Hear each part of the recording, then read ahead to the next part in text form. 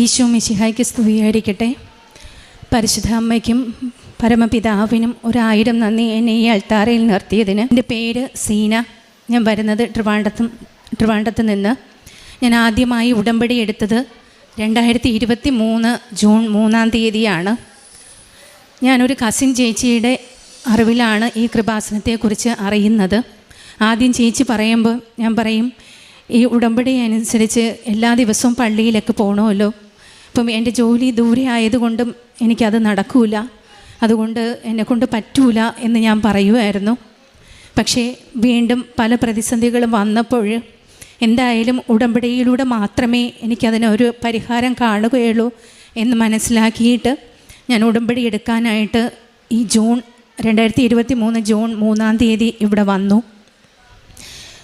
ഈ ഉടമ്പടിയിൽ ഞാൻ വച്ച നിയോഗങ്ങൾ പലതും അമ്മ മാതാവ് സാധിച്ചു തന്നു. എൻ്റെ ചേച്ചി ആണ് അടുത്ത് നിൽക്കുന്നത്. 4 വർഷമായി ചേച്ചി വിവാഹം കഴിഞ്ഞിട്ട്. അതിൽ 42 വയസ്സായി ചേച്ചിക്ക്. മക്കളില്ലായിരുന്നു. അമ്മയോട് മധ്യസ്ഥം വച്ചതിൻ്റെ ഫലമായി ആദ്യത്തെ ഉടമ്പടി 90 ദിവസം പൂർത്തിയാകുന്ന അന്ന് ചേച്ചി കൺസീവായിട്ട് നമുക്ക് അറിയിപ്പ് കിട്ടി.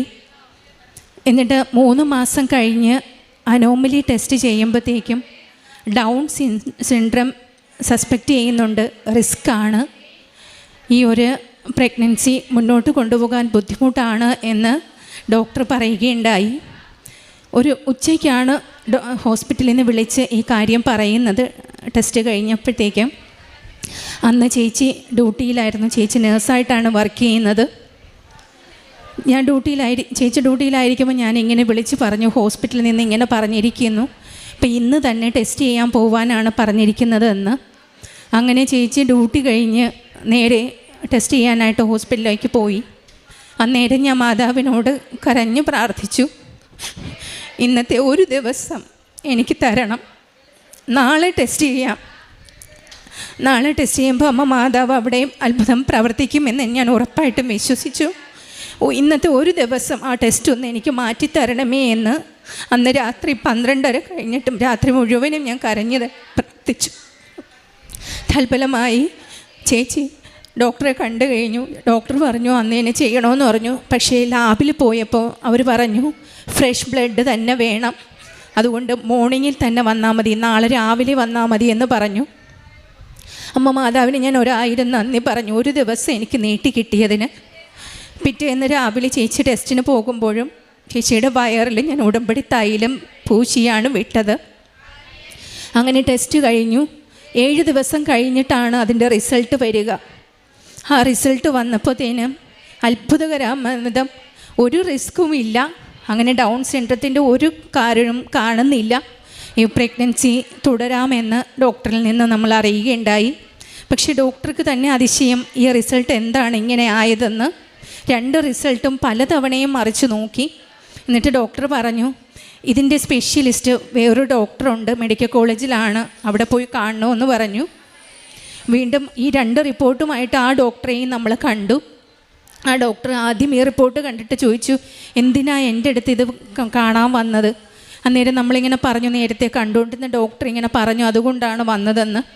അപ്പോൾ ഡോക്ടർ പറഞ്ഞു, ഇതിലൊരു കുഴപ്പവും ഇല്ല, 99% നിങ്ങൾക്ക് ഈ ഒരു പ്രഗ്നൻസി കണ്ടിന്യൂ ചെയ്യാം, അബോർട്ട് ചെയ്യേണ്ട ആവശ്യമൊന്നുമില്ല എന്ന്.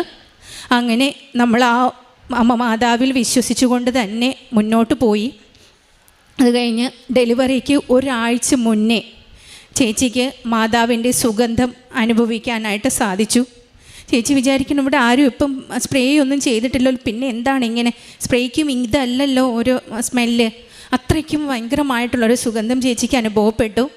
അതിലൂടെ നമ്മൾ പൂർണ്ണമായും വിശ്വസിച്ചു, ഒരു കുറവും ഇല്ലാതെ നമുക്ക് കുഞ്ഞിനെ കിട്ടുമെന്ന്. അങ്ങനെ ഡെലിവറി കഴിഞ്ഞു.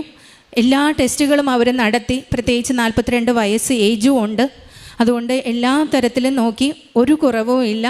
ആ വാവയാണ് ഇപ്പോൾ നിങ്ങളുടെ മുമ്പിൽ നിൽക്കുന്നത്. 10 മാസമായി ഒരു ബുദ്ധിമുട്ടുമില്ലാതെ വളരെ ആരോഗ്യവതിയായിട്ടുള്ള മകളായിട്ട് വളർന്നു വരുന്നു. അമ്മ മാതാവ് സഹായിച്ചതിന് 1000 നന്ദി. അടുത്തതായിട്ട് എൻ്റെ വീട്ടിലും എനിക്കും പാമ്പിൻ്റെ ഭയങ്കര ശല്യമായിരുന്നു. യഥാർത്ഥത്തിൽ ഞാൻ ഉടമ്പടി വരാനും ഒരു കാരണം ഈ പാമ്പിൻ്റെ ശല്യമാണ്. പലതവണയായിട്ട് പല ബുദ്ധിമുട്ടുകളുണ്ടായി. ഉടമ്പടി 2023 ജൂണിൽ എടുക്കുന്നതിന് തൊട്ട് മുന്നത്തെ ഡിസംബർ ജനുവരി മാസങ്ങളിൽ ഒരു 3 ആഴ്ചയ്ക്കുള്ളിൽ 12ഓളം പാമ്പാണ് എൻ്റെ വീട്ടിൽ. ആരും പറഞ്ഞാൽ പോലും വിശ്വസിക്കൂല. എൻ്റെ മക്കൾ പഠിക്കുന്ന സ്റ്റഡി റൂമിലാണ് ഏറ്റവും കൂടുതലായിട്ടും കണ്ടത്.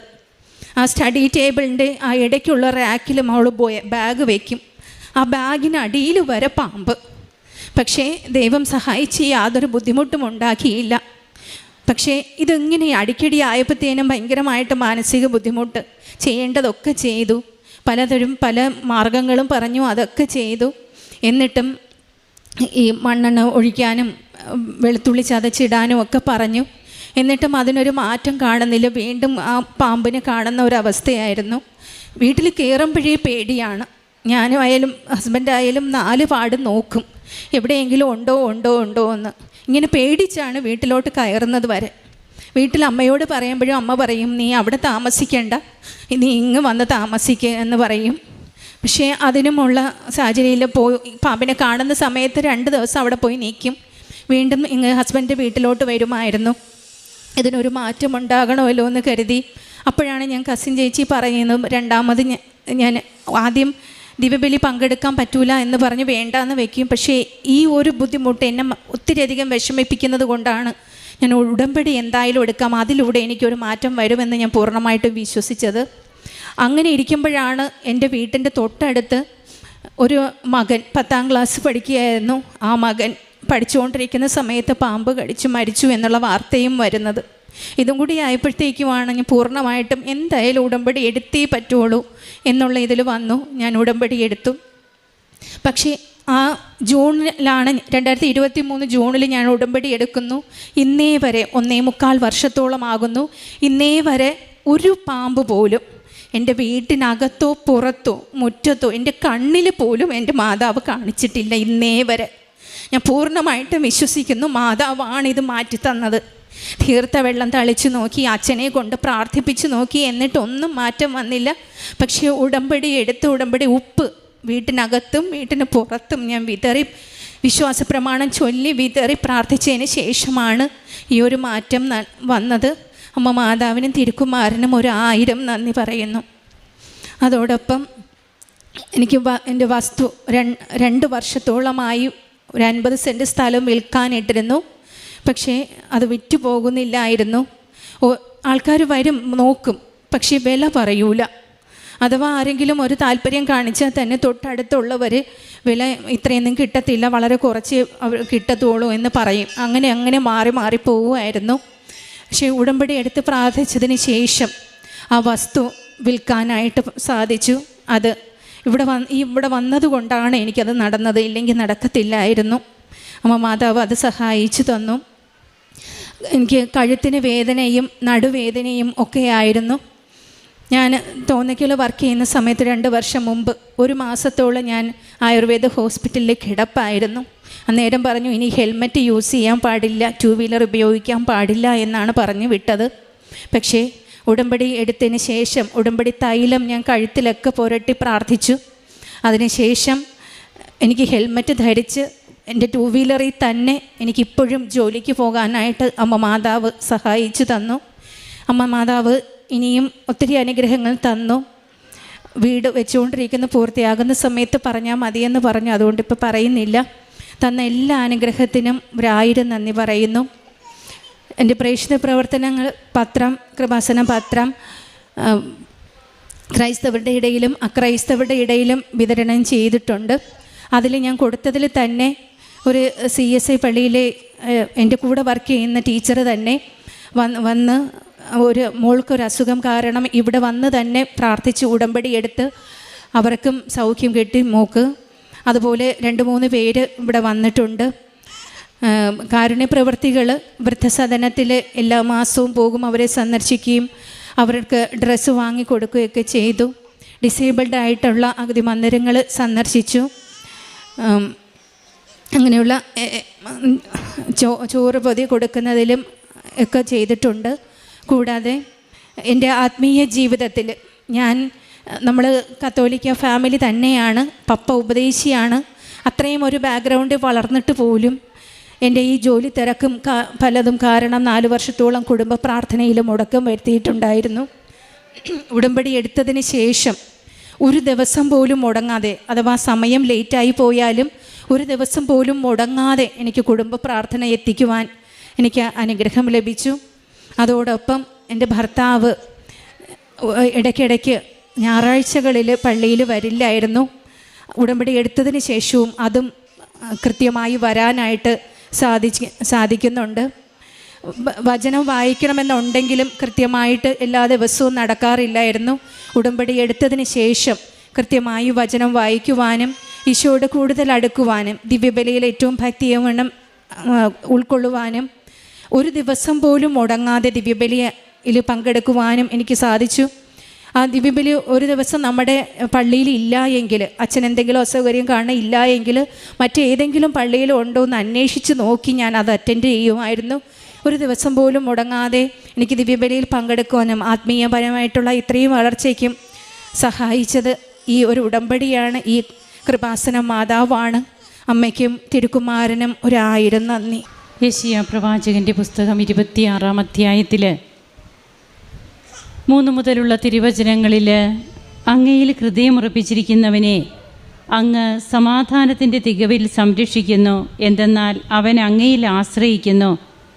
കർത്താവിൽ എന്നേക്കും ആശ്രയിക്കുവിൻ. ദൈവമായ കർത്താവ് ശാശ്വതമായ അഭയശിലയാണ്. എങ്ങനെയാണ് ഇന്ന് ഓരോ അനുഭവ സാക്ഷ്യവും ഇവിടെ വന്ന് സാക്ഷ്യമെന്ന് പറയുന്നത് ദൈവിക ഇടപെടലുകളാണ്, അതൊരു പ്രസംഗമാണ്, അനുഭവ പ്രസംഗമെന്നാണ് ബഹുമാനപ്പെട്ട VP ജോസഫ് അച്ഛൻ പറയുക. ദൈവത്തിൻ്റെ അളവില്ലാത്ത കൃപകൾ നമ്മിലേക്ക് ചൊരിയുവാനായിട്ട് ഇടയാക്കിയ ഉടമ്പടി ജീവിതം, ആ ഉടമ്പടി ജീവിതത്തിലൂടെ നാം ദൈവവുമായിട്ട് അടുത്ത സ്നേഹത്തിൽ, ദൈവസ്നേഹത്തിൽ വളർന്ന, അതിലൂടെ നമുക്ക് ലഭിച്ച കൃപയുടെ ഓരോ അനുഭവങ്ങളാണ് ഇവിടെ ഓരോ മക്കളും വന്ന് സാക്ഷ്യപ്രസംഗമായിട്ട് പങ്കുവയ്ക്കുന്നത്. സീന എന്ന ഈ മകള് തനിക്ക് താനിവിടെ വരാനുണ്ടായ സാഹചര്യങ്ങളും പാമ്പുകളുടെയും തേളുകളുടെയും മേൽ നീ ചവിട്ടി നടക്കുമെന്ന് 91-ാം സങ്കീർത്തനത്തിൽ പറയുന്നുണ്ട്. തൻ്റെ വീടിൻ്റെ 12 വർഷമായിട്ട് 12 പാമ്പുകളോളം ഒരു കുറച്ച് നാളുകൾക്കുള്ളിൽ തങ്ങൾക്ക് കൊല്ലേണ്ടി വന്നു എന്നും, എന്നാൽ ഇന്നിപ്പോൾ 1.25 വർഷത്തോളമായി ഉടമ്പടി എടുത്ത് ഉടമ്പടി വെഞ്ചരിച്ച ഉപ്പ് അവിടെ ഇട്ട് പ്രാർത്ഥിച്ചതിന് ശേഷം അങ്ങനെ ഒരു ജീവികളുടെ അതൊന്ന് കാണാൻ പോലും മാതാവ് ഞങ്ങൾക്കിടവരുത്തിയിട്ടില്ല എന്നാണ് ഈ മകളിവിടെ പങ്കുവയ്ക്കുക. പിന്നീട് തൻ്റെ ചേച്ചിയുടെ കുഞ്ഞിൻ്റെ കാര്യം ഡൗൺ സിൻഡ്രോമൊക്കെ ആകും എന്ന് പറഞ്ഞ ആ കുഞ്ഞിനെയാണ് ഇന്നാൾ താരയിൽ കൊണ്ടുവന്ന് ദൈവത്തിന് സമർപ്പിച്ച് സാക്ഷ്യങ്ങൾ പങ്കുവയ്ക്കുക. അതുപോലെ തന്നെ വീണ്ടും തങ്ങളുടെ സ്ഥലം വിൽക്കുന്ന കാര്യവും, അതുപോലെ ഈ മകൾക്ക് തന്നെ കിട്ടിയ 6 വർഷത്തോളമായിട്ട് താൻ അനുഭവിച്ചു കൊണ്ടിരുന്ന തൻ്റെ ശരീരത്തിൻ്റെ ബുദ്ധിമുട്ടുകൾ, അതിൽ നിന്നൊക്കെ കിട്ടിയ സൗഖ്യം, ഇതൊക്കെയായിട്ട് ഇന്ന് ഇവിടെ വന്നു നിന്ന് ദൈവത്തെ മഹത്വപ്പെടുത്തുമ്പോൾ കർത്താവിൽ ആശ്രയിക്കുന്നവൻ എങ്ങനെയുള്ള വ്യക്തിയാണെന്നുള്ളത് തിരുവചനം, അതായത് യെശയ്യാ പ്രവാചകൻ്റെ തിരുവചനത്തിലൂടെ നാം കേട്ടു.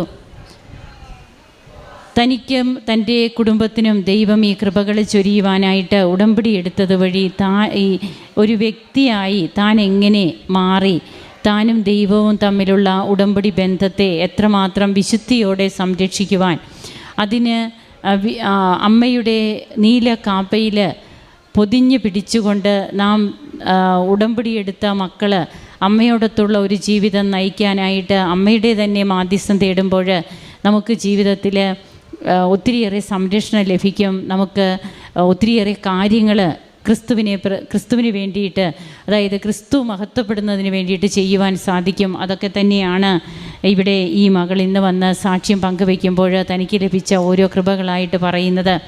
നമുക്ക് അതുപോലെ കാരുണ്യ പ്രവർത്തനങ്ങൾ, മാനസിക രോഗികൾ, വൃദ്ധരായിട്ടുള്ള വ്യക്തികൾ, ഓരോ കാര്യങ്ങളിലും എങ്ങനെ ഈശോ ആണെങ്കിൽ ഇന്ന് എന്ത് ചെയ്യും, ഇതാണ് നാം ചിന്തിക്കേണ്ടത്. ഈശോ ഇവരുടെ അടുത്ത് വരികയാണെങ്കിൽ ഈ വ്യക്തികളെ ഈശോ എന്തായിരിക്കും, എങ്ങനെയായിരിക്കും ഈശോ അവരെ കരുതുക?